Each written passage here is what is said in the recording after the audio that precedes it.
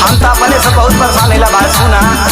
हमर में हरी छछुनर नइखे कहरत झाका झूमा।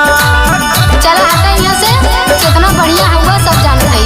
हमर में हरी छछुनर नइखे कहरत झाका झूमा। रोजा होई जाला झगड़ा पलंगिए पे, पलंगिए पे हो पलंगिए पे हो पलंगिए पे। रोजा होई जाला झगड़ा पलंगिए पे, रोजा होई जाला झगड़ा पलंगिए पे।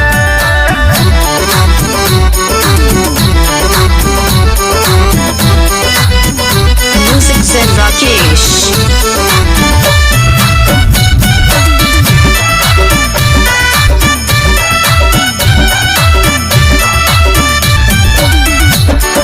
भगवान से तो हम रोज यह मनाइला कि हे भगवान हमरे आदमी के जैसन केहू के आदमी ना मिले। सुना हम बानी बहुत सुनर दुल्हा मिलल भक चोन्हा। हमरे रहल की तोर बिया हो गल, नहीं तो तोर पापा नूने फटुआ लेके खोजतन जिंदगी भर। हम बानी बहुत सुनर दुल्हा मिलल भक चोन्हर। हमर फूट गहिल की समत करमियाना, करमियाना हो करमियाना हो करमियाना।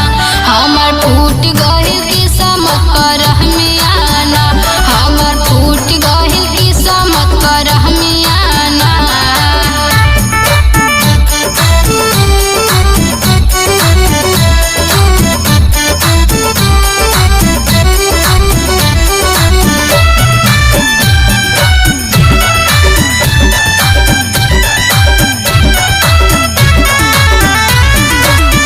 अरे अविनाश भैया, ए पिंटू भैया, एकर ना भाई हमारे किस्मत फूट गई लियो।